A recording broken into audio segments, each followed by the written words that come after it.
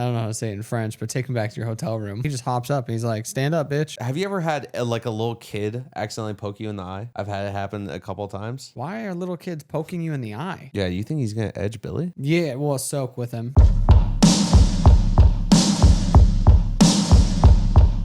Welcome back to MMA Athletes. My name's Sean. I'm Joe. We're two casual MMA fans who happen to be degenerate gamblers. Come join us as we chase the perfect parlay each week. This week, we have UFC Fight Night, Onama versus Garcia.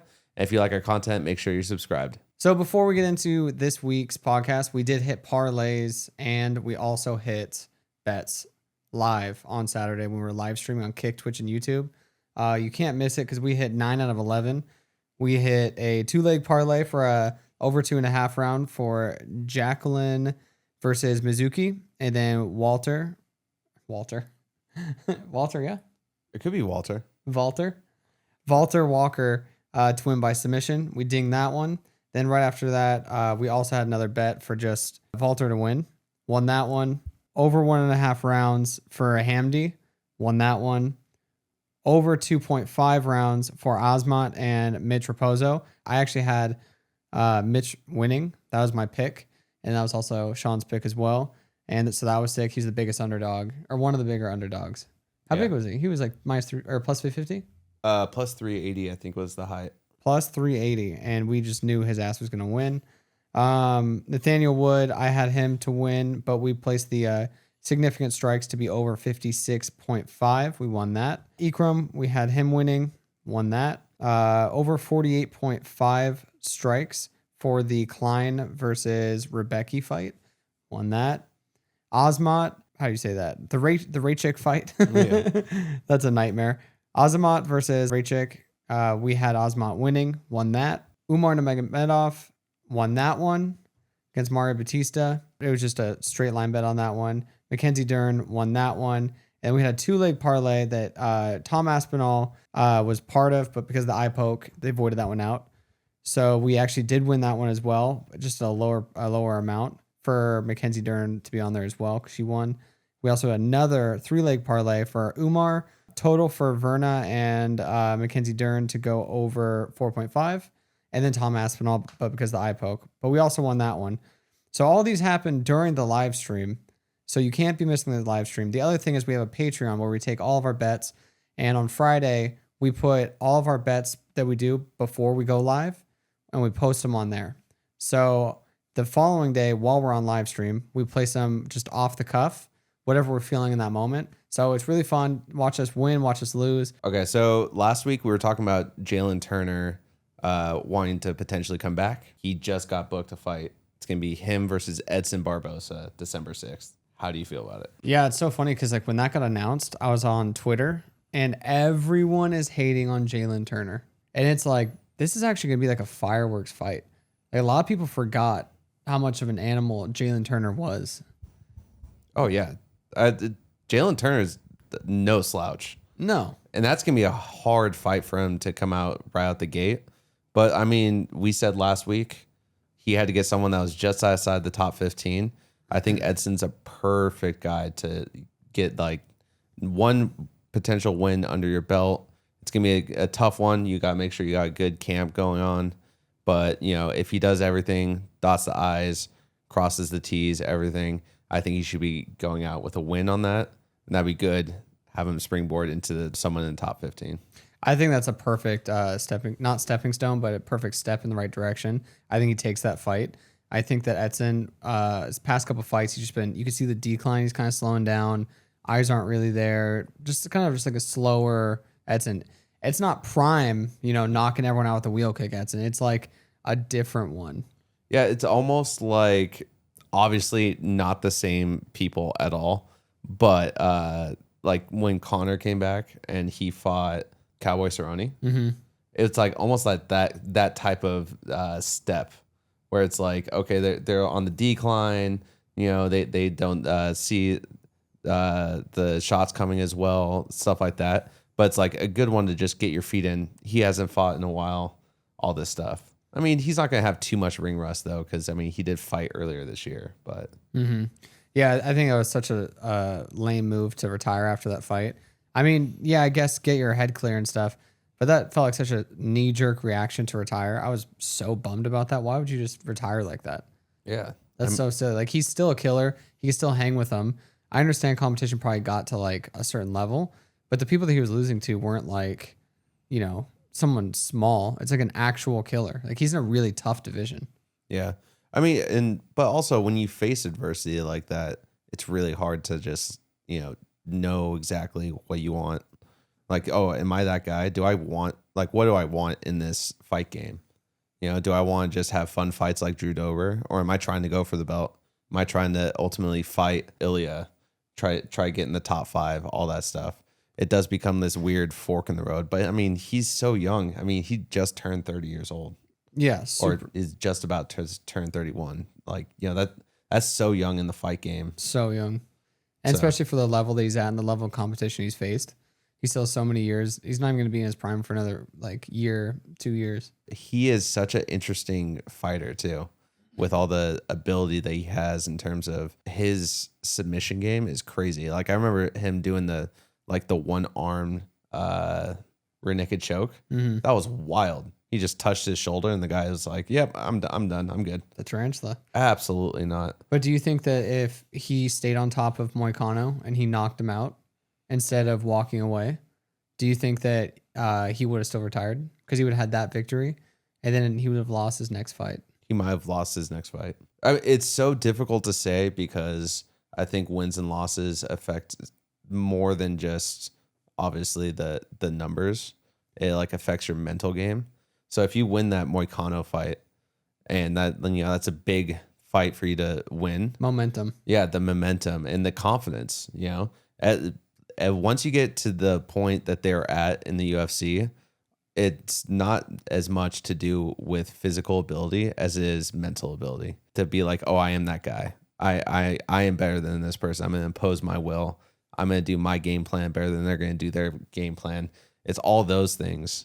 You hear all these other athletes that say that as well, where it's like you get to the point where everyone's fast, everyone's strong, everyone has great cardio. So it's like what makes them different? It's like, okay, it's the mental, it's the ability to focus, shut things out. Yeah, it's really hard because when you're betting, you don't know which bet you're betting on. Like if you're betting on prime them, maybe they got in a fight right before this with their girlfriend. Maybe they're going through a rough divorce. Maybe they're doing this. Maybe they're thinking about their last fight.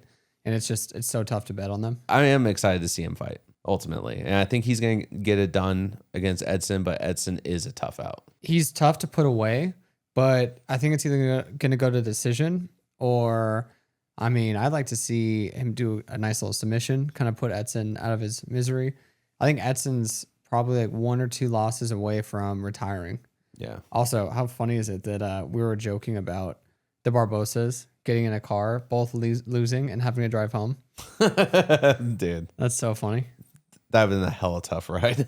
Yeah. We also had Grant Dawson and Manuel Torres be announced as well. I think that's going to be a great fight for both of them. Mm-hmm. Manuel Torres hits really hard. I have him winning that fight. I think he wins that fight as well. I mean, it also depends on whether or not Grant Dawson can just get his hands on him and grapple him. Mm-hmm. Because I think that's where we don't know whether or not Manuel Torres is going to, have the upper hand at that point. Mm-hmm. If Manuel Torres hits him with one of his elbows or something like that, it might be a short night for Grant Dawson because he can get clipped. It's also very interesting with the new judging, how they're judging grappling and damage on the ground, activity on the ground. Like we saw this past weekend, Jonathan Almeida, Yeah. he didn't really do much on the ground, but if this were a previous UFC event, he would have won because he was dominating the whole time on the ground technically, but he wasn't doing anything with it. And Homeboy was doing a lot. He was actually damaging. I think that if he was able to get onto his knees and have Jalton kind of at his legs another round, I think he was going to put out Jalton. Yeah, the problem is though, they need to let the rest of the kids in the class know what's up. They didn't tell anyone that this is actually how they're going to judge. And we don't know for certain that this is how they're going to start judging. Yeah, we just know that they did judge like that at that event. Yeah, it's super frustrating though. Yeah. Because I had Jalton winning just for the fact that he had top position for most of that fight. Yeah. So it's like, how much does control now matter? Or does it matter every single time? Or does it not matter? But who did better? I think that Volkov did better if you were like, oh, who beat up who? But Jalton, he just out-grappled him. He just laid on the ground the whole time. Didn't really hit him much. Yeah. And, it is difficult to grapple with Volkov, especially being the shorter fighter, because Volkov just has really long extremities. You see him trying to get out of his half guard multiple times, but he can't because it's hard to like really like crank your leg up through Volkov's legs. He just has him fucking wrapped around him. So, yeah, that was very unfortunate for us. Really tough loss. I mean, that would have hit one of our parlays Yeah. for the main card. So, and then we also have Marvin Vettori versus your boy Bruno Ferreira. That is a tough fight. Absolutely tough. This is the definition of whether or not Marvin Vettori's chin is in fact superhuman.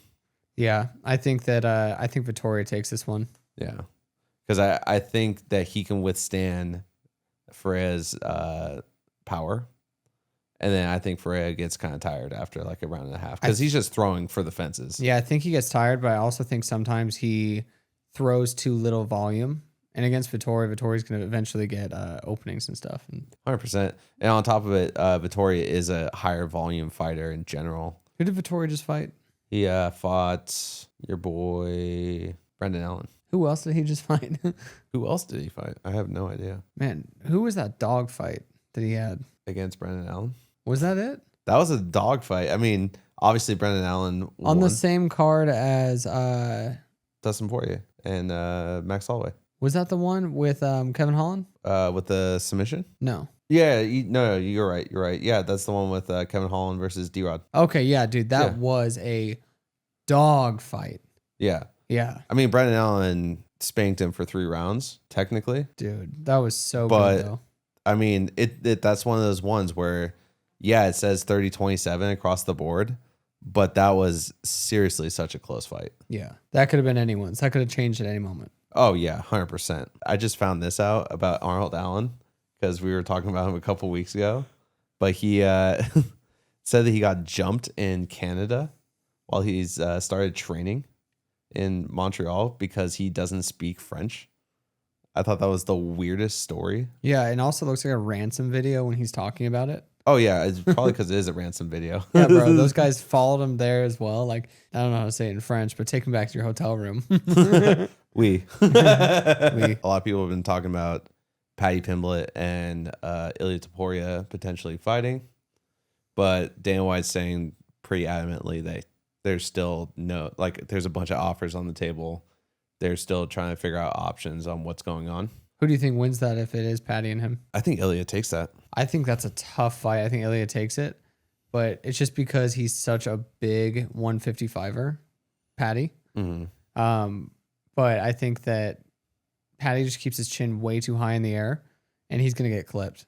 It's just that no one's capitalized on it well enough. That's all. Yeah, and if there's one thing that Ilia is really good at, is capitalizing someone's chin. Yeah. He's good at capitalizing it on people's faults in general. Yeah. Yeah. Just excellent coaching, excellent fucking fighter. But it would be a great fight, I think, regardless. Yeah, I think it's a great fight as well. I mean, it might go 5 rounds. You think it's going to go 5 rounds? I bet the under hard. Really? Yeah. I don't know. I'm just saying it could go 5 rounds. He went 5 rounds with Josh Emmett. Josh Emmett's a hard cookie to knock out, though. Dude, Paddy Pimblett hasn't been knocked yet. He hasn't, but he's been wobbled like for free. You know what I mean? Yeah, but I mean, then he'll pull guard and then try to get his bearings. I mean, do you think he has better ground game than Oliveira? How fast did he get out of Oliveira's guard? That's true. I mean, he doesn't need it there for long. He just needs there to regain his composure. Oh, he just hops up and he's like, "Stand up, bitch." Then he gives him the rose and then puts him to sleep. Yeah, he does the same exact thing he does to everyone and puts him against that cage and just goes to the body, then one to the head, and that one just puts him out, Do you think he goes out the same walkout music, though? I mean, yeah, that'd be cool if he went out to that walkout music, but I'm tired of everyone using it. I hate how someone sees someone do something and they're like, oh, we have to do that too.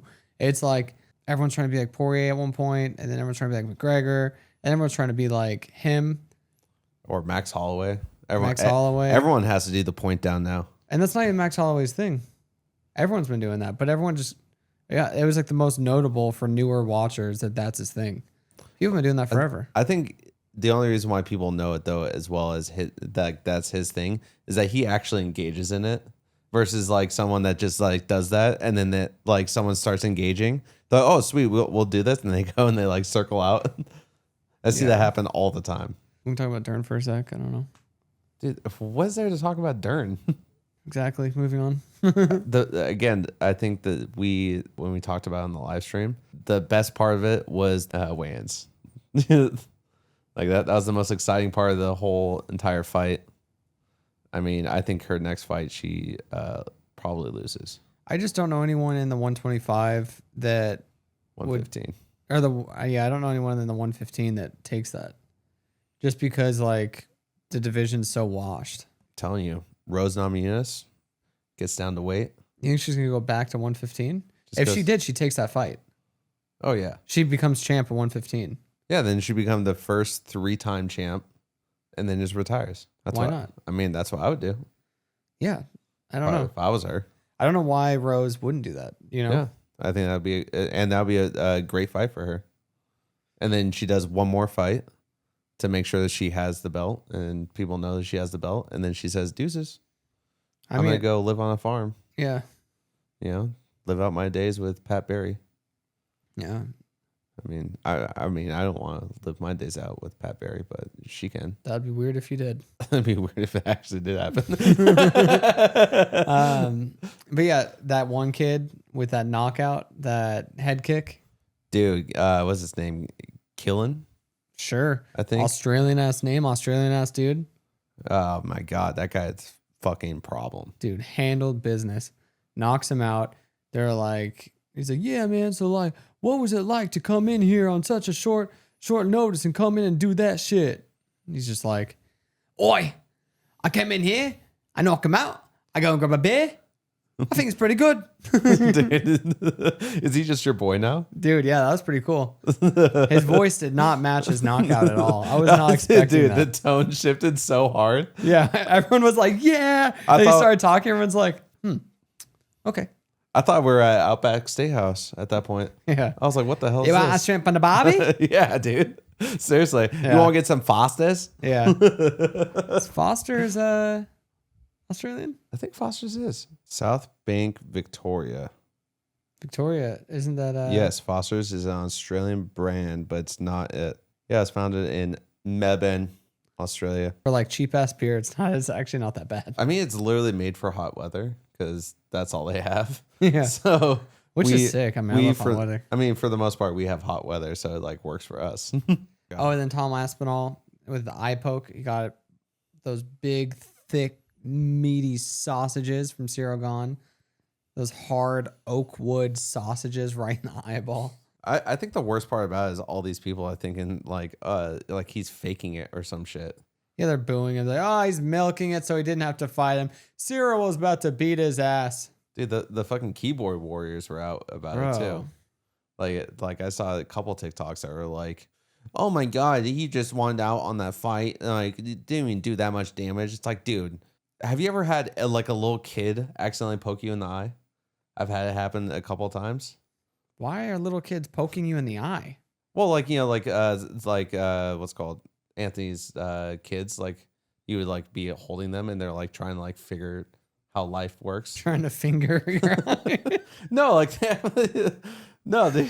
have like, you know, like they like you're cradling them because they're like a little infant, right? And then they just go and they like poke you in the eye. That shit hurts. I can't believe you're getting manhandled by these children. Dude, you need to train, bro. No, seriously. No, but like even that hurts, right? Or like, and then like, oh my gosh. I can't even picture that. Bye. Where's where's kid? that window? Yeah, where's my kid at? In the trash, bro. He's fucking. Oh, that kid! I punted the shit out of it. No, and then that's it how was you 4th and 10. That's how you know that he's your boy, because it's like, oh, he's in the trash, and he's like, oh, this trash? Why? What'd he do? Poked me in the eye. He just takes him out to the trash can. Yeah, dude, had it coming. Yeah, dude. But just like imagine like just the biggest fucking finger you've ever seen in your life. Why do his kids have such big fingers going in your eyeball? No, but I'm saying Cyril Gahn's fingers. That makes a lot more sense. That makes a lot more sense, right? That adds up. Oh, okay, yeah, Dude, or like big meaty sausages. even you like with glasses. Have you ever like messed up at like? No, before you even get into it, no, I haven't done that. Oh, I've done that, and I don't even wear glasses. How did you do it? What's it called? It was just kind of like dark. Like what's it called? Why are you putting glasses on in the dark? Because you don't wear glasses. I wear blue light glasses. Oh, I thought they were like sunglasses. I was No. like, dude, it's dark and you're putting sunglasses on. No, like it'll be like early in the morning. I'm turning on the PC, and then I'm like putting the glasses on, and I accidentally like me and my 1% of being absolutely useless.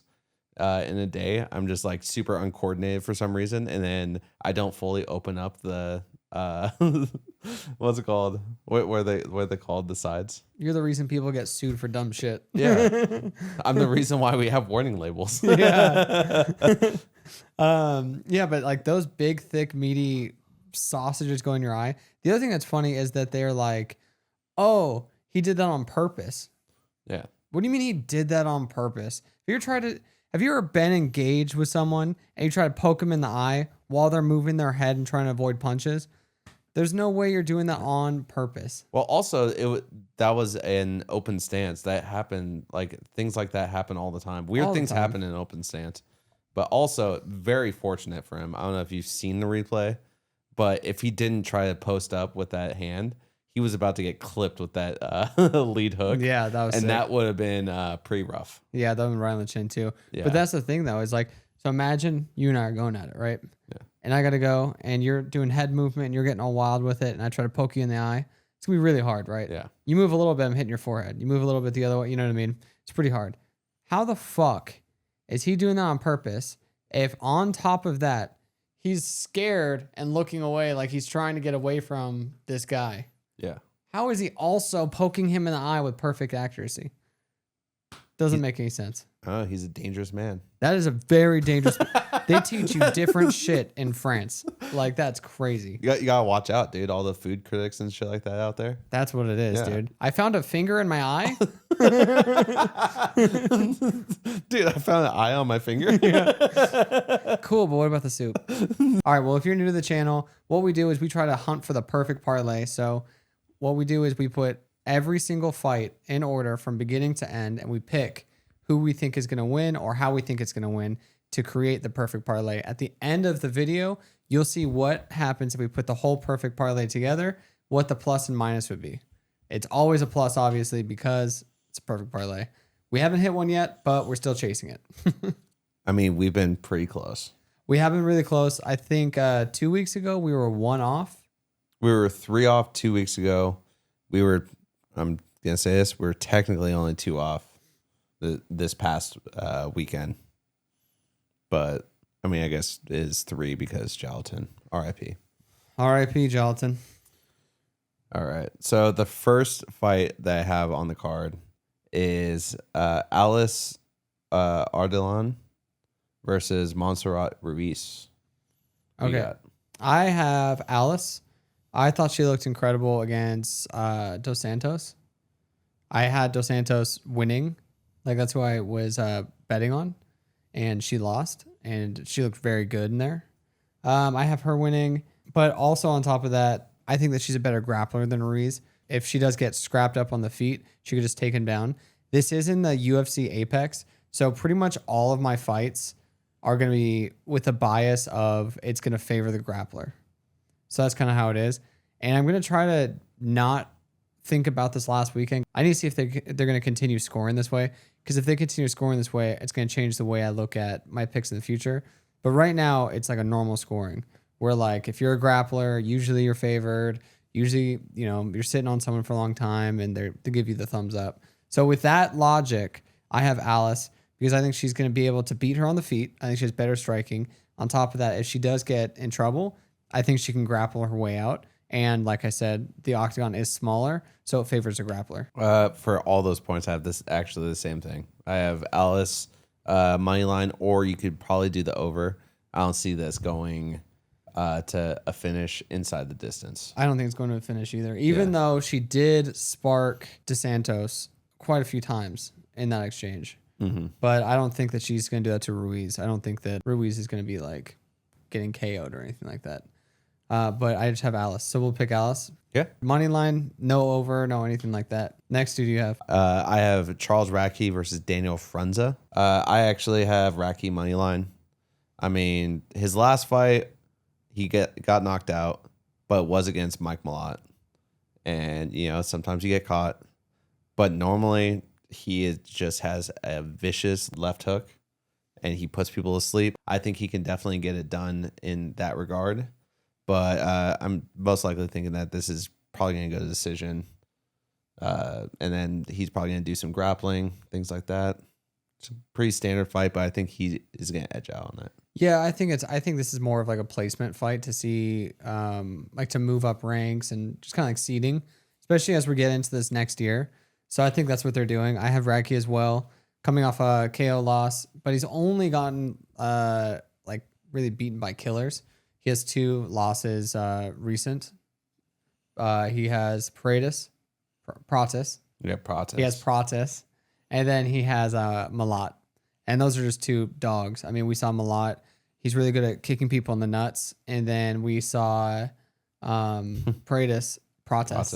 We saw Pratis just knock a fool out with a spinning elbow. So 2 dudes. They're both in the top 15 as well. Yeah, 2 dudes that just murder people. So I also have Charles Radke. I also really enjoy the way he fights. Just a lot of energy. Dude puts it out there every time. If he's going to win, he's going to win. And honestly, I think that he might KO Daniel, but I'm not going to say that's my lock or anything. Yeah, I think it's a high likelihood. I think it is a high likelihood that he can catch the. But in a 13-leg parlay, nah. Yeah. But maybe if you want to do something spicy on like a 2 or 3 leg. Yeah. Yeah. Yeah. No, but yeah, just Charles Radke, just money line. Next one, I have Jeremiah Wells versus Themba Garimba. This one's pretty easy for me too. I don't know about you, but I have Themba on this one. I think he might KO Jeremiah Wells. Jeremiah Wells is 38, and I think he lost. I think his last fight was a loss. It just feels like a stepping stone to me for seeding. I'm feeling a KO on this one. Themba is just, man, he's a dog. And he's so good. Striking's really good. I think he's going to outstrike him for sure. I don't think he's going to get taken down, submit, anything like that. So because all that stuff's not going to happen, I honestly think he's going to KO Wells. I have the same thing. I just think that Themba is really good. He just got caught in submission against Vicente Luque.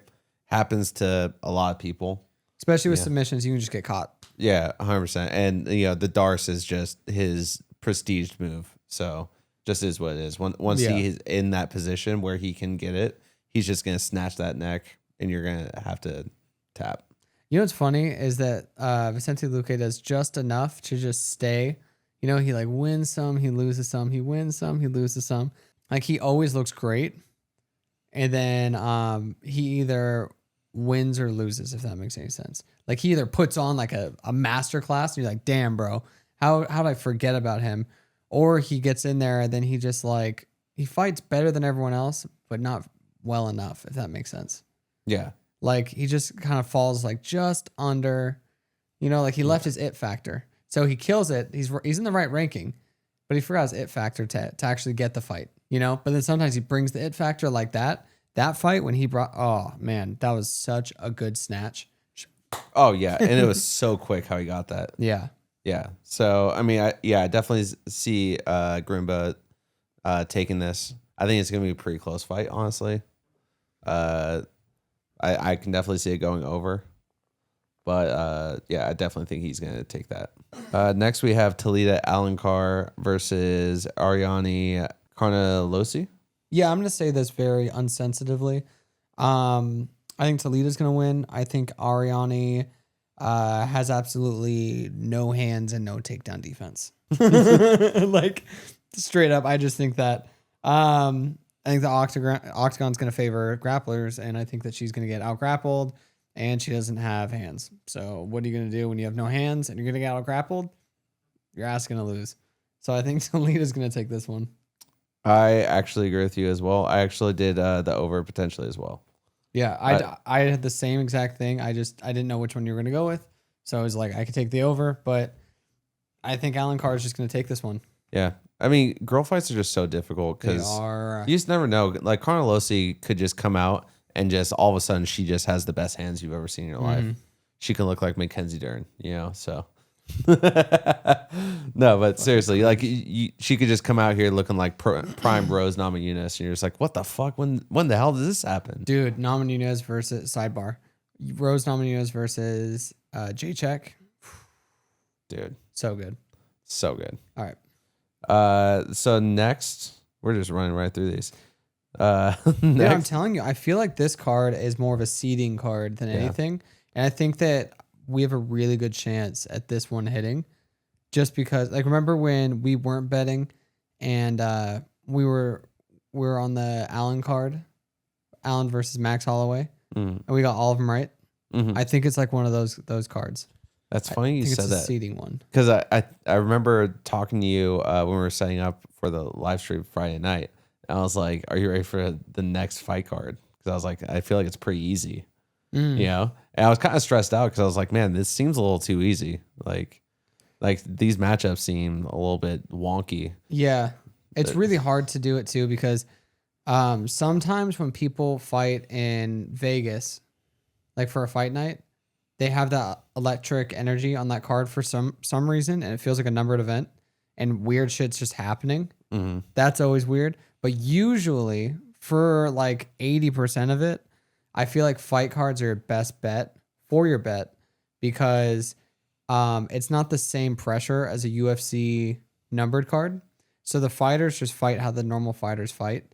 It's not like one's gonna collapse under the high pressure, and you're like, what the hell? It's like they're fighting in a small venue and it feels familiar to them. They've been doing that the whole time. They're not fighting in these massive arenas. It's almost like a high stakes sparring session. Exactly. It just feels like hard sparring. Yeah. Yeah, no, exactly. And they can simulate that at a lot of gyms. So I think that that's why the fight nights are the best ones to bet on.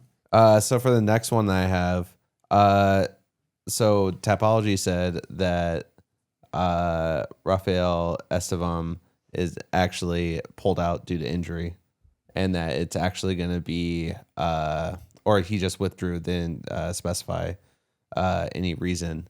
And Durden, Cody Durden is going to be coming in instead of Rafael. Which is spicy. It is spicy, but it doesn't change my mind either way. I have Nascimento money line. It does change mine because I actually originally had Estevam. So Well, you can't have Estevam now. No, but Durden, he got put out in his last fight, right? Mm-hmm. But that guy was a killer, right? That's true. That is true. I think he's super durable. I think his hands are going to be better than Nascimento. Nascimento, by the way, you sound like a Harry Potter spell. But I think that he's going to be able to nullify the grappling. And I think that's where Allen really shines is the grappling. I think he's going to be able to keep it on the feet. And Durden's a really good wrestler. So do you think that he has better cardio? Nascimento has better cardio than Durden? Because Durden is taking on short notice. Yeah. So that's interesting. Usually the short notice fight isn't amazing. But look at this past weekend.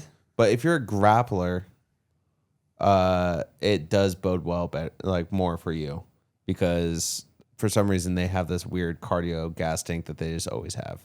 Yeah. So if they have short notice fights, it's like, okay, whatever. I have a short notice fight. I've been, fucking hard wrestling for the last, 15 years of my life. Well, he has a huge wrestling background, but he will stand and bang. That's where he wants to be because he does the most entertaining fights. Well, yeah, but I mean, like, when you have that wrestling base and you're just always wrestling as well, though, it like just you naturally just have this crazy cardio. Well, I was thinking because he has that. I don't think he's putting out Allen, but I don't know if Durden would win. I know he's going to put on a really good performance, but I don't know if he's going to win. I think we should do the over on this one. I'm definitely down. I put over as well as an option. Yeah, because I don't think he's submitting him, and he's definitely not laying hands on him enough to put him out. You know, unless some crazy shit happens, like he goes in for like a takedown and then gets a knee to the head. That's true. That's true. But I think that that's going to be the over. Yeah. All right, cool. We'll do the over on that. So the next one I have is Kevin Christian versus Billy Elicana. Who you got? What a fun fight to try to figure out what's going on and who is who. Wow, they gave you so much information on these people. So many fights to watch. I think that Billy waits a lot for his big shot, and I don't think he's active. I think he's just used to being kind of a taller fighter, stronger fighter. But Kevin, he stays so calm in there. If you watch his Dana White Contender Series, he was in danger and he just submits the guy. I'll just get out of this real quick. But the way he did it was so calm. He has a 4-inch height advantage reach and a 3.5-inch reach advantage. So I think he takes this. I have Kevin for the win. Do you have Billy? Funny enough, I don't. Oh, thank God. I have Christian moneyline. I watched him. I was actually very impressed with his overall fight sense, his fight IQ. Seems more complete, right? Yeah, he seems complete. He seems very confident in it. He's really good at keeping his opponent at arm's length, and just, you know, when he punches, it's at the end of the punch. You know, he just does everything, I think, a little bit better than Billy. And Billy, the last fight I saw him, that was a very unimpressive, boring performance, I would say, versus Aslan, I believe it was. I was not impressed with that fight. As you said, he seemed very gun shy, very hesitant to throw anything. I understand that Aslan's, throws hard, but guess what? 185, everyone throws hard. So everyone could put out everyone. Yeah. But the thing is, though, is, man, a 6'6" behemoth. I think that being 6'4" in that division, you're like, yeah, you know, like I'm tall.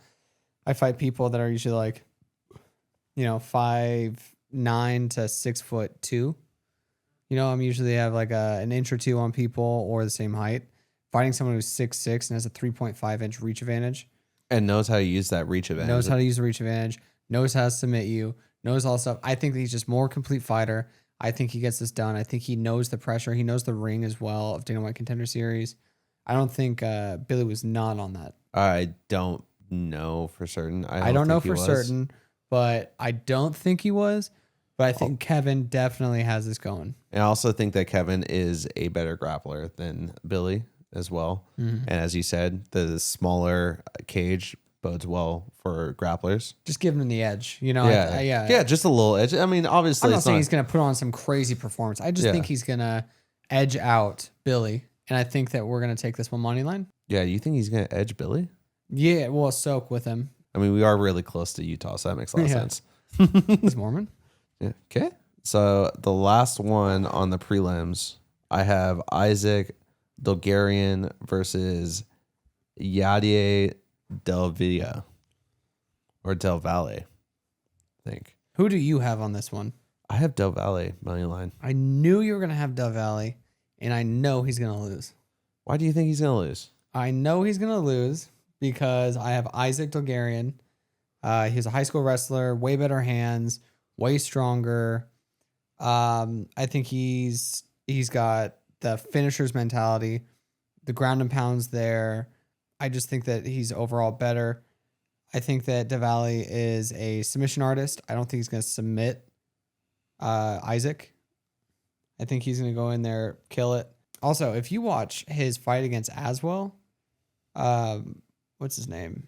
Del Valle, super boring, very unimpressive fight. Like, terrible. I didn't think it was good at all. Was it because Michael Aswell wasn't doing good either? No, Michael Aswell, he's a striker, and Del Valle just kept him on the ground. He tried to at least, and then at the end of the second round, he was getting pieced up pretty bad by Aswell. But I think that Isaac, I mean, he could put him out. I think he might put him out. I think, Really? yeah, I think I was actually going to put that as my lock of the week, that Isaac's going to win. You feel that strongly about it? Actually, yeah, I'm going to say Isaac Dulgarian. That's my lock of the week, is that he's going to win money line. He's going to win money line? I think that's my lock of the week. All right. Well, I mean, if you're going to put that as the lock, that supersedes whatever the fuck That's I had the to lock, say. dude. I'm like, dude, this guy just has such a wrestler winner's mentality. And I just think that he's gonna outwork him. He's gonna outground and pound him. He's not gonna be held down by him. If he goes for a submission, he's getting out of it. He's winning this one. All right, man. I mean, I'll change it. We could be Isaac. If this guy performs how I think he is, he might be one of my favorite fighters in that division. I think he's gonna be a problem. Well, we'll see. He's in featherweight too. That's a tough division. Yeah. I mean, yeah, that's a stacked ass division. 135, 145, 155, all killers. Yeah. All right. So to begin the main card, we have Timmy Kwamba versus Chang Ho Lee. Who do you got? So I have Holy. Both are coming off a KO victory. Tommy is coming off a flying knee KO victory, and that was pretty sweet. I did have him at first. But the thing that really won me over was Lee's just unwilting pressure forward. Like, I was seeing him in clinch range throwing leg kicks. Like, he was throwing everything in the kitchen sink. He doesn't stop the entire time. He also has the finisher's mentality, loves his ground and pound. I think they're very, very similar. It could go either way, but I do have Holy on this one. I expect this one to be one of the most exciting fights on this card, honestly. Yeah. I also have You have Holy? Oh, hell yeah. Holy. Holy. No, what's it called? I just think that he's a little bit more complete. He's a little bit more polished. Yeah. Everything he does is just a little bit better than Kwamba, but I think it's gonna be a dogfight. I think so too. No, 100%. Like, it's gonna be a very entertaining fight to watch. I just hope that we're on the right end. Like, honestly, we might have to see the money line for strikes thrown. Yeah, 100%. Because I mean, they could, either one of them can definitely get put out, but it might just be one of those crazy wars like the Nathaniel Wood one that we saw this past weekend, where it's like they're just throwing everything. Told you, bro. Nathaniel Wood's a beast. He is a beast, absolute dog. Honestly, though, Delgado, I mean, he showed that he's a dog too. Oh yeah. Like, when things don't go his way, he still perseveres through, which I appreciate. Because some of these fighters, that they think that the game plan is going to go exactly how it goes, especially fighters that haven't lost yet, have only had a 100% knockout rate. Like, we almost started seeing that with Murskanov before he threw that beautiful jab to put out Rakic. But like, it's like, okay, well, I'm just going to do this. And then it's like, okay, well, it's not working. What are you going to do now? And you have to have like that resilience of either keeping up the pace and trying to outlast it and just waiting for that moment, or changing the game plan, figuring out something else, because that strategy is not working. And we saw him just, persevere through it. And, he didn't get he was on the right end of the scorecard, but I think he got a lot more fans from the toughness that he showed. Not to get off topic.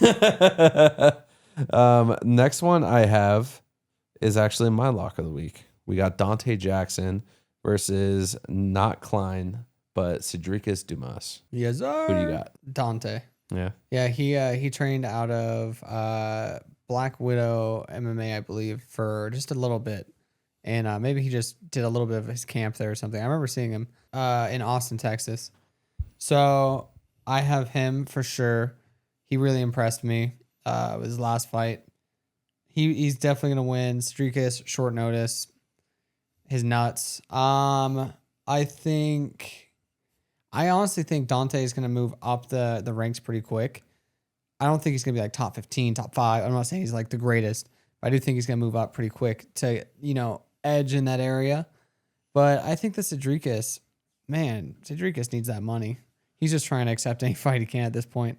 But if he loses this fight, and especially if he loses in like a controversial way, I don't know if Dana's going to keep him in the UFC. He might have to cut his ass because I understand he got kicked in the nuts last time, but the timing was weird with that. You know, like he came out saying all that stuff about the money, and then he has to get, he wants to get a show bonus. Maybe he didn't want to fight that day. There's a lot of speculation you could do. I just think that if this loss is bad, like where it's just ridiculous, like what were you even doing? Were you even training? Or if he he doesn't make weight and all that stuff, if he does all this weird stuff, or if he does a controversial win or a controversial loss, just get rid of him. There's other people in that area. It's such a big, like middleweight. We can get like a lot more people, especially in Dana White's Contender Series. There's a lot better middleweights out there.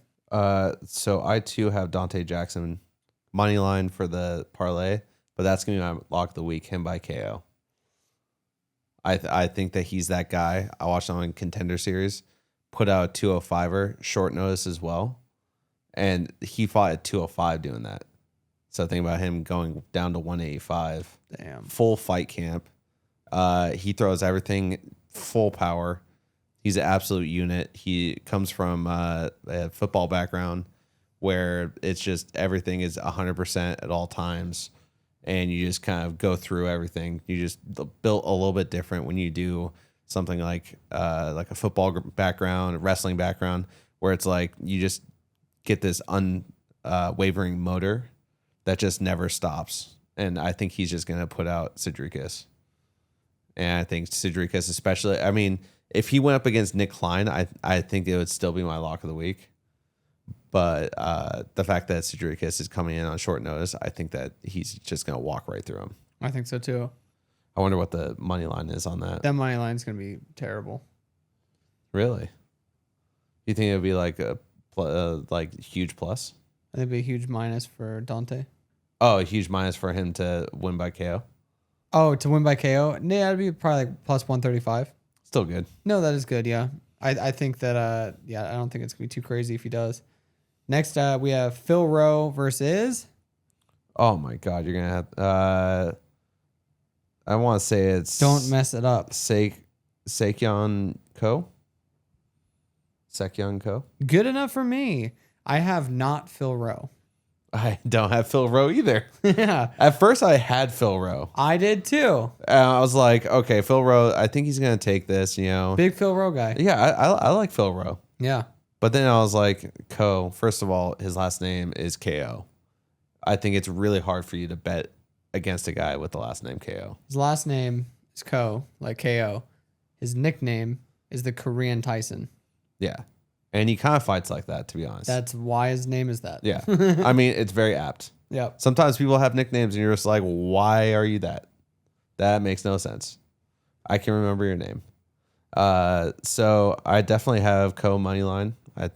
I think he might actually put him out. I think he might actually put him out too. I think the only thing that is helping Phil Rowe is the fact that there's a size discrepancy in height and when I say reach. put him out, I think TKO, not KO. Yeah. Because Ko enjoys takedowns. He does enjoy the takedowns. He doesn't rely on them, but he does enjoy taking people down, grinding them out. And ground and pound. He Loves doing ground and pound. Softens him up. Yeah, and his fight against Oban Elliott really sold me. I was like, okay, this guy, because I know how good Oban is. No, 100% agree. And then he got up, and Oban just looked beat as shit. And he's like, good fight. Like, helps him up. And that guy's like, okay. Yeah, and then on top, also, Oban has a really good motor, and he outlasted him. Like, he has a really good gas tank. He had a much better gas tank than Oban. Yeah, so it's all good. I was just gonna say, with having such a high output and still being able to, put all that takedown energy, putting in all those strikes, like that's gonna be a tough night for Phil Rowe, I think. For sure. But I love Phil Rowe. Yeah. And if he gets it done, I'll be happy if he did. The other thing about Phil Rowe, though, is Phil Rowe is 35. When Phil Rowe was like when he was 32, and he has kind of been a little bit declining. Phil Rowe on his front foot, very fun, very dominant, get shit done. Phil Rowe on his back foot loses decisions, And I think that he's going to be on his back foot in this because I think Ko is just that good with his pressure, his forward pressure. I think Phil Rowe, we're going to see him on his back foot the whole time. So I've been meaning to ask you that as well. So like sometimes I watch fights and, for example, you got Ko and they won't even actually throw anything yet, but someone will just take the back seat to the pressure, right? Even though they like, let's say they're normally a forward, like a pressure fighter, but then they allow the other fighter, like they like relinquish to their pressure without even throwing a hand. Like, yeah, they're getting like dominated without any strikes being thrown. Yeah, they just like allow it. Why is that? Like, Could be a million things. Like, is there like a weird like anime aura presence where they're like, oh god, the spiritual pressure? it's not that they're scared or anything.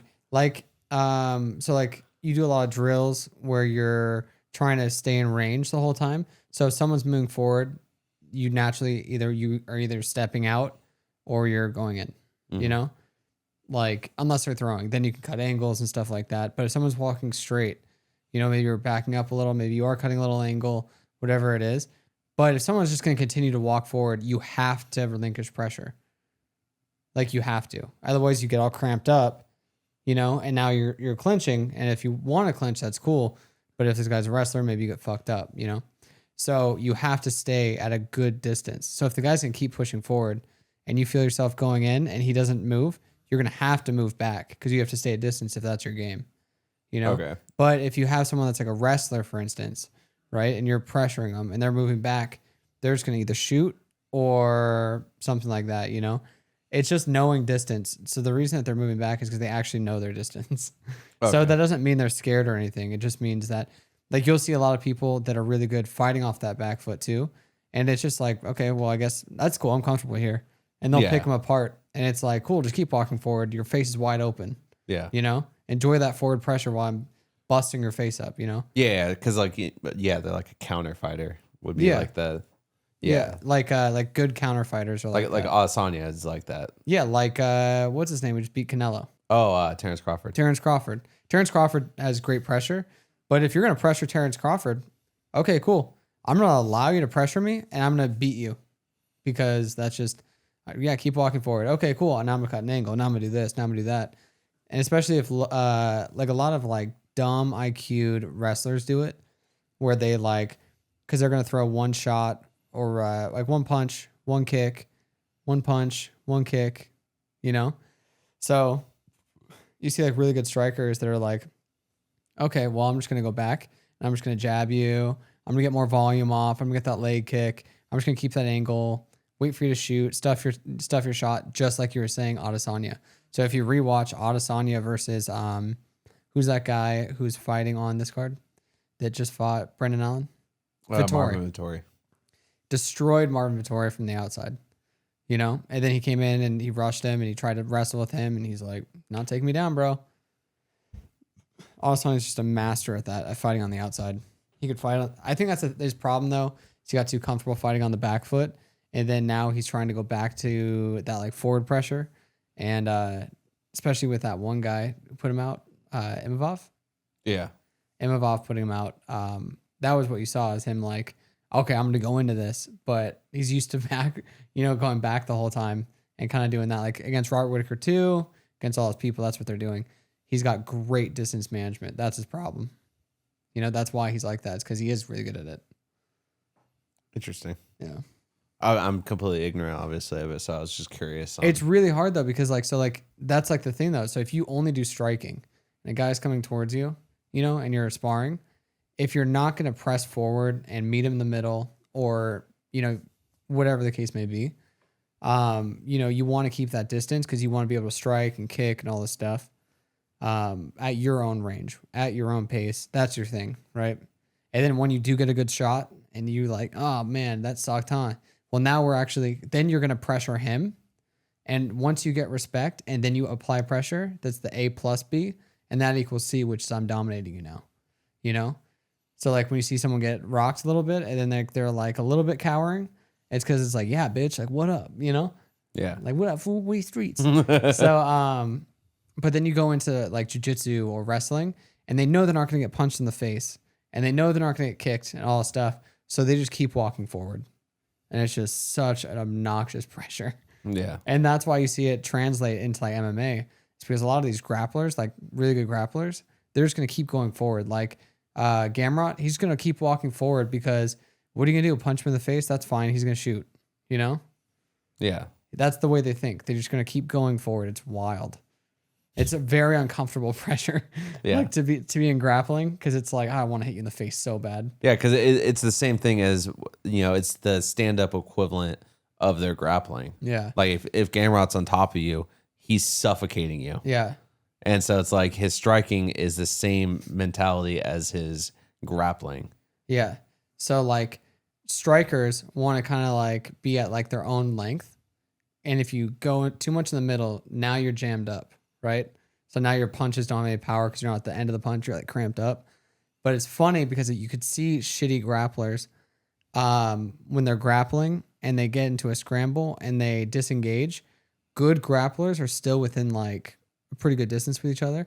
Bad grapplers, like YouTube grapplers and stuff, that are like, I bet I could beat them, and then they lose.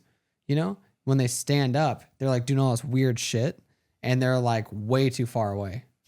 You know what I mean? They're like 10 feet away, and they think that they're doing something, like they're gonna like do feints to come in and shit. And it's like, what are you doing? It's like that scene from Kung Pao. Yeah. Like, I'm coming. Yeah. Chosen one. I'm coming. No, but then you see like people like that are really good grapplers, like Watch Gordon Ryan, all these people. Anyone that's high level grappling at like a jiu-jitsu event, when they go and they're right in their face and shit. Mm-hmm. Because that's where shit happens. That's your range. Yeah. It's kind of like the same thing as when you see like a boxing striker and they're just in the pocket the whole time. Mm-hmm. Like Jose Aldo is like that a lot, where like he's literally like they're like nose to nose almost, you know, because he's just like that comfortable being in that spot and just like being able to slip and trust his head movement, trust his blocking to like get the job done. That's his range. Yeah. Yeah. So if the other guy doesn't like that range, then he should either, well, in boxing, yeah, he needs to get out of there. Yeah. Like he needs to keep it on the outside. So that's the thing, is one person wants one thing to happen and that's their comfortable range, and the other person doesn't like that range. It's not comfortable. So when people go against like Oliveira versus Taporia, they both kind of went like in like, yeah, like let's get this shit going. But as soon as Taporia touched hands with him or like traded leather with him, Oliveira didn't want anything to do with that. Oliveira was like, nah, I think I'm good. I think I'm going to take you down in a second. Yeah. And then he got touched again. And he's like, I'm definitely taking you down. And they went to the ground for like a second. He got up and he was like, all right, come on. You know, come on, buddy. I'm trying to knock you out. I got dinner plans, bro. Like that's the thing. And then like vice versa, like in grappling, like I said, you just want to be real fucking close.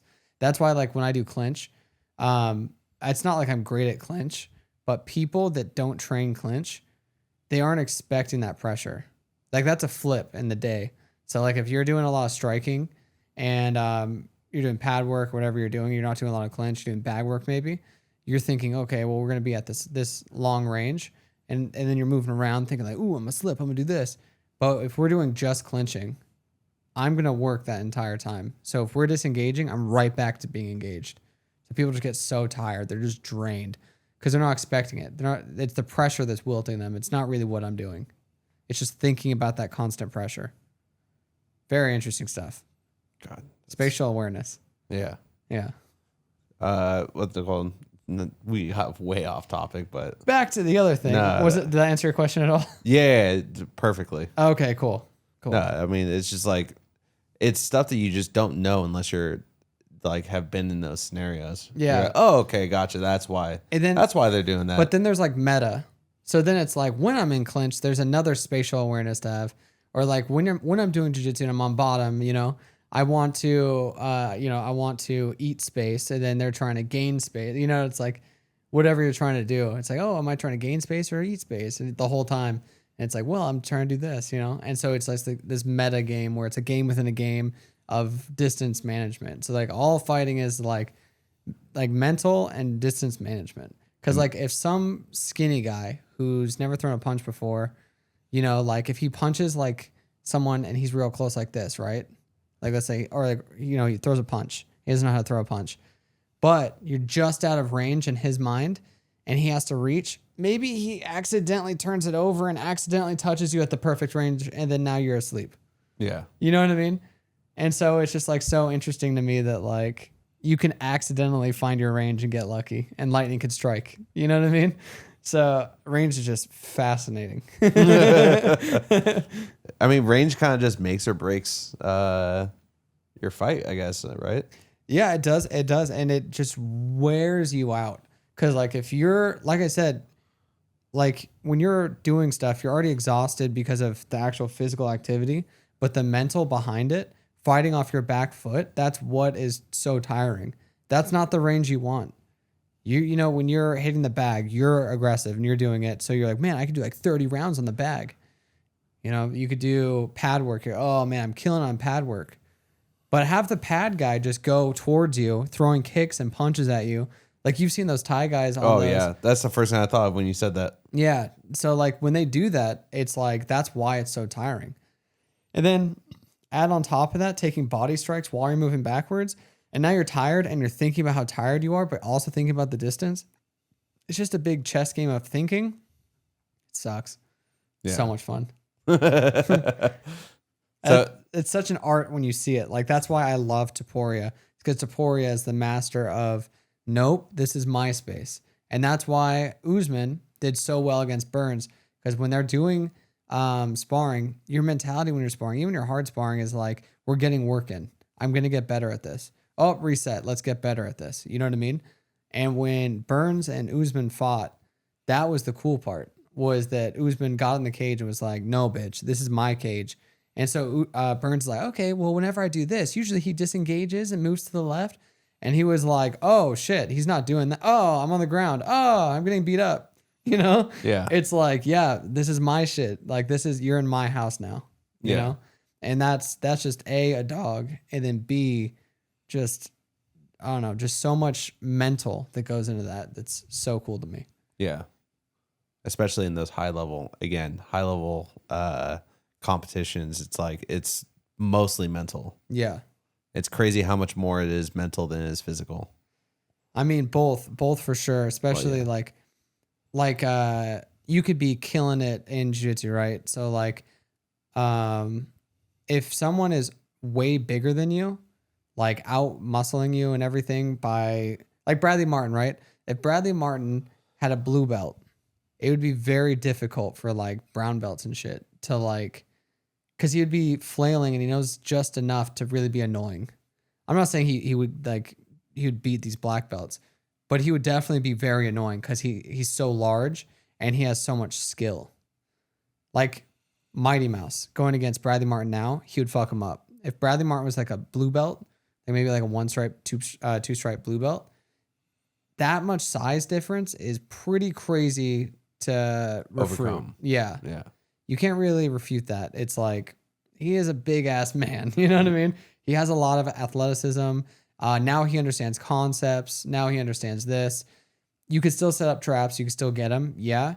But it's going to be so annoying because he's going to be able to, you're going to get into moves that make sense, but he's going to be able to overpower and throw you out of that move. Oh, that's a certain type of, like he's locking up this thing. I'm just going to break that lock real quick because I'm just way bigger than him.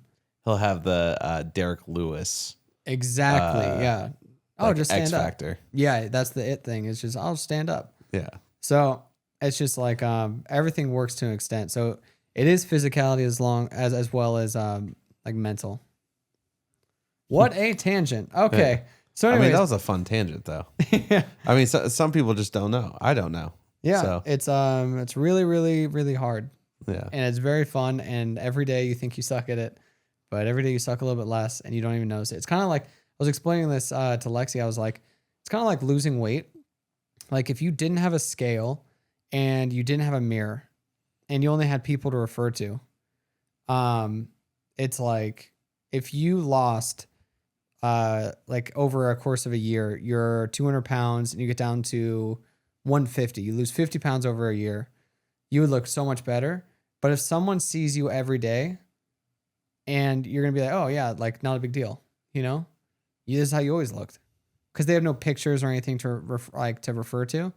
But someone who sees you once a year is going to be like, man, you are just doing leaps and bounds. You are half a person now, you know? Mm-hmm. So like if I sparred someone and they stayed the same exact level and they sparred me a year later, you do get a little bit better. Mm-hmm. You just don't notice it because you are you and you're like living the present. Yeah. You just always think you suck. It's interesting like how your brain works with it though. So like when you first spar, you're not thinking shit. Oh yeah. You know, all you're thinking is I just need to be safe. You're thinking the same thing everyone's thinking. Why does my coach keep telling me to keep my hands up? They're clearly up. Yeah. 100%. Yeah. But then like the more times you spar and the more times you train, that's when your brain actually starts functioning. So like you get to a point like, you know, that like now, like if I go and I spar, I'm thinking, I'm like, okay, so he's throwing that. Okay, how do I counter that?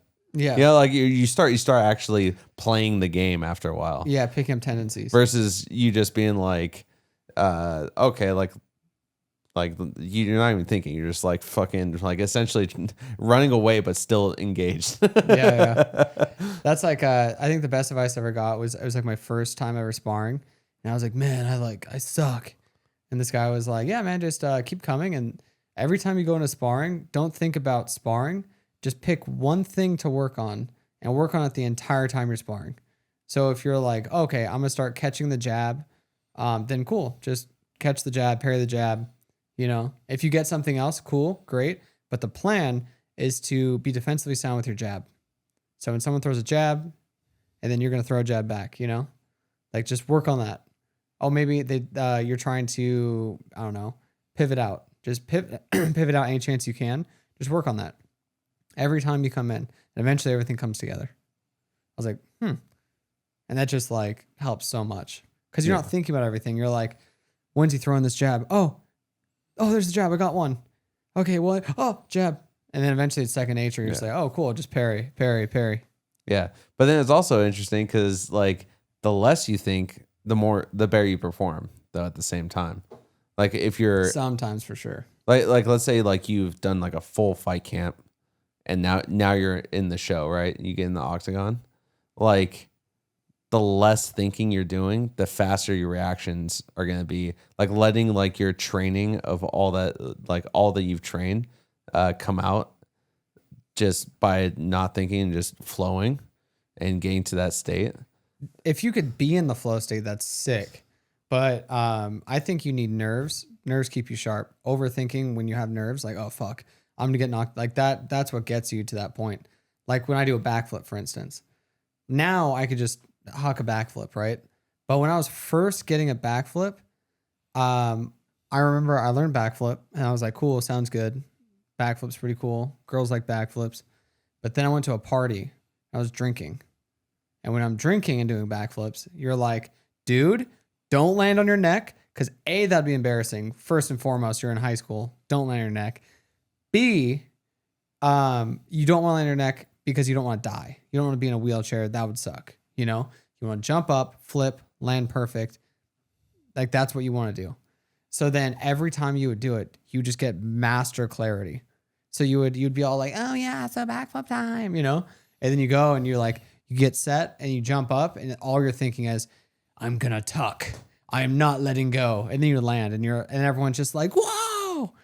And then you're just like, okay, cool. And you think like that every time. And eventually you're fine at it. But overthinking like critically is so important. Dude, all my like hyper coordinated moments in life are when I've been drinking too. Yeah, because you're all like, especially me being like an overthinker normally, like I'm a chronic overthinker. I just overthink even more when I'm drinking. So if like let's say we're playing beer pong, all I'm thinking about is my shot. I'm like, how am I throwing this? And so like if I have some drinks in me, I'm like, you know, getting pretty buzzed. And you're like ball, cup, go. Yeah, I'm just like, okay, perfect form right here. And like every single time it's like the same exact form. Mm-hmm. So that's funny you said that. Yeah, but that's how it feels. And so like that's the same thing with that. So like that's why you just being hyper focused on that one thing, like that critical thing. So not like, oh, I'm going to evade everything because then you're just going to do this shit the whole time. Yeah. but being like, okay, cool, I'll be defensively sound, like, cool, whatever I'm gonna do. Doing that for a whole round, and then maybe the next round you could change if you're like a little bit more advanced. But if you're not, just keep doing. I'm gonna parry a jab, I'm gonna block a cross, and I'm gonna block my hook, and that's all I'm gonna do. I'm not gonna do any like rolls. I'm not gonna do any slips. None of that. I'm just gonna sit here and I'm gonna do this basic shit. And just doing that and being hyper focused really just excels you in the very beginning. And then eventually it's like, okay, well, every round I'm going to do something different, whatever you're going to do. Anyways. Yeah, anyways. I digress. What is the next one? We have Phil Rowe. Then now we have Kelton Vieira versus Norma Dumont. I got Norma Dumont on this. Oh, you do? Yeah, mine. Dude, I was so nervous. I was like, oh, I'm going to have to take the over on this. This is gonna be a close fight. This out of all these fights, minus the main card, I think this is the biggest one in terms of like where the dust settles in that division. Being number 4 versus number 5, it's like that. There's some big chips to be had on that. Yeah. But I think that Norma's just a little bit better. I think her grappling's a little bit better. I think she's better at forcing her pressure. And I think she's just going to get it done. I think it'll definitely go over. Most likely go to decision because Vieira is really good as well. It's going to be very back and forth, though. Yeah. Norma is also the better wrestler, I would say. But I think that Vieira is the better grappler. So, like, you got that whole situation going on there, which is pretty interesting. But, yeah, ultimately, I think Norma's going to get this. Yeah. Normally, we would disagree, but I agree on this one. I have Norma as well. Crazy stat, though, before I continue. What's her name? Ketlin has been in the UFC since 2016. Super active fighter. Crazy to me. I have Norma because I do think she's a little bit better. And I just love the video of her beating, that Chelsea girl's ass. And Chelsea's like, I don't want any more of this, and runs away. And you just see her just running across the octagon. Oh, yeah. And she's chasing her down. I think that is the most dog shit in the world, dude. Like, that's so sick. I mean, that's never happened and never will happen again. Dude, I've always been impressed with her fighting. But, I mean, if you're doing a little MMA math, like we do, her last fight that she lost was to Kayla Harrison to decision. That's better than Pena did. Mm-hmm. Who do you think? I mean, Pena was fighting for a championship. I think that Norma might be in a contention soon. Yeah, definitely. Who was it was it her or was it Ketlin that fought Saldana? Crazy fighter. Aldana. Yeah, Ariane Aldana. Yeah, that wasn't Norma. That was Ketlin. Yeah, that was crazy. Like, if you just watch the last bit of the fight where her face is completely bloody from top to bottom, she looked like one of those scream masks, and she's jabbing her in the face still, and you just see her like, ugh, like, yeah, looking at her glove, like, ugh. Gotta fucking clean this shit off. Yeah, after. like, bro, just take a knee, take a fucking hike, yo. What are you doing? Oh, they're both gonna be dogs. I think this is actually gonna be one of the better female fights that we've seen in recent memory in like the last couple weeks. But I think Norma's gonna edge out on that. I agree. I think money line though, because I don't know how it's gonna go. Yeah, I have no idea. Money line, I have no idea how it's gonna go because it's girls and because high level girls. Yeah, you can catch them with anything, Yeah, and we're not doing that. We're doing money line. 100%. All right, next one. Your boy Waldo Cortez Acosta versus Tom Aspinall's boy Auntie Delija. Oh, is this the guy who he said is going to be the championship? He's not going to fight him? Yeah. Oh, weird. This is his lad. Oh, crazy. I have Waldo on this, though. Interesting. I have him by eye poke. No, I'm just kidding. No, I differ, though. Okay. I have Auntie. I think that he is that guy. Is he? Yeah, he's a great grappler. Okay. I think that he's going to just take him down. He's going to ground and pound him. Okay. And it's just going to be pretty solid. Waldo, I'm honestly not that impressed with him. I think he's just a big guy, and they need big guys. Oh, really? Okay. I mean, Well, I just think that I mean, he fought Pavlovich, Spivak, and Span just this year. yeah, He hasn't been KO'd before, so I was like, well, this guy's not going to KO him. But Auntie's coming off a KO against Tiberia or Yeah. Tibera. yeah, Tibera. Tibera, just one, no Yeah. IE or IA. Yeah, Tibera. yeah, Tibera. Okay, I always say Tiberia, like Yeah. it's Siberia. Okay, anyways. Okay, cool. Yeah, I mean, I could Yeah. definitely go ante on this. I can ante up on that. Yeah, I no, I just definitely think that he, with the experience of having Tom Aspinall in the same gym and all that stuff, I think that's just going to lend to him having a stronger game plan. And I mean, Waldo can definitely get it done. I just think that he might get TKO'd.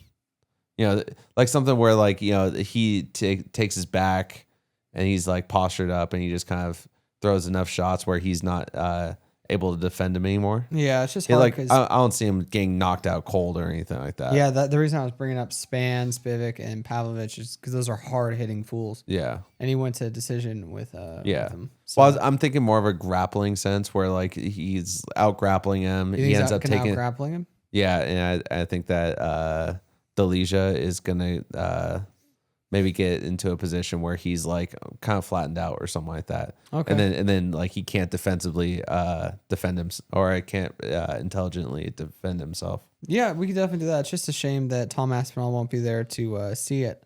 He might be there. He's not gonna be able to see it. Oh yeah. Do you think that they'll have like Braille for him to read on it, or Braille movies? Yeah. Is that a thing? I'm assuming. Oh, that was funny. The script. cut that. They just get the script. Yeah, I think we should go ante on that then. Just money line. Yeah. I really feel pretty strongly about that. You know what's funny is that this next one, the final, like the main event, Yeah. is probably going to be our shortest talked about thing. Oh yeah. Steve Garcia versus David Onama. Steve Garcia, obviously. What? No, I'm just kidding. You're like, I hate you. That's the third time he did that today. Yeah. I think Steve Garcia. I think that he's just that guy. Dude, he is that guy. Yeah. He's a fucking dog. I love Jackson Wink. Like that. Dude, wait. Before. No. What's it called? No, I just love their coaching, and he is a fucking problem. Yeah, I think he's a problem in the featherweight division. I think we're gonna be seeing him fighting for a title. Yeah. Who's next up for title? Did we ever find out? Is it Lerone versus? They haven't fully announced it yet. Okay, but there's speculation. There's still speculation. I still think it's gonna be Evloev most likely, because they're just really trying to get these grapplers in. If he lost to Evloev, I'd be so butthurt. Oh yeah, because it's just like the thing is that the 145 division is a bunch of really fun strikers, and so the negative is that there's not that many superior grapplers. Like you have Diego Lopez, you have Mozart, and then I guess you have also Volkanovski. He's excellent everywhere. But It's like all he does right now is he's been training so much with Craig Jones. oh yeah. Yeah, he looks so good in there too. Well, Craig Jones is the anti-Dagestani guy. Yeah. So Dagestani killer. dude, he fucking hates the Samba shit. Hell yeah. My guy. Yeah, my boy. Yeah. What's it called? He has this one video where he shows how to defend their like weird, like I think it's like the one of the positions that they like to get into. It ends up being this flying triangle, and it's so fucking sick. That is sick. Like I was like, oh god, that was sweet. It's like, yeah, you just do this, and then like, and just fucking immediately goes into this flying triangle. I was like, oh, I would love to see someone doing that in the UFC. That would be sick. Yeah. Oh, I guess you have Brian Ortega as well. That would be in like that conversation for like elite grappler in there. It's weird that it's so hard for him to make weight because he doesn't look like shredded when he gets down to weight. Yeah. You know, like he looks like he still has weight to lose. Yeah, he looks like he could get to 135 even. Yeah, and it's just weird that he had such a tough time. Like he has a tough time. Like when he looks like he's dying when he's getting to 145. It's like, what do you walk around at? Yeah. Like he never looks like out of shape or like fat or anything. It's just like maybe he just eats that good. maybe he just has a really tough time cutting weight. Maybe he just has that type of body build. He's like, guys, for the last time, I can't just be running around with fucking pisole and what's it called, tamales all the time. Dude, talking about a good time. All right, 100%. So with all 12 fights, it's gonna be plus 49,465 odds. So $10 will get you $4,946.50. $100 will get you $49,465. and $3 will get you $1,483.95. and then $2.43 would get you. No, but for real. Yeah, for real, that'd be $2,000 or $1,202. So, all right, that's a wrap for this week's fights. Thanks for hanging out with us. If you enjoy our content, please follow us on all of our social media. Link is in the bio. Be sure to subscribe, cash those tickets, and don't forget, bet smart, fight hard. Catch you in the next card.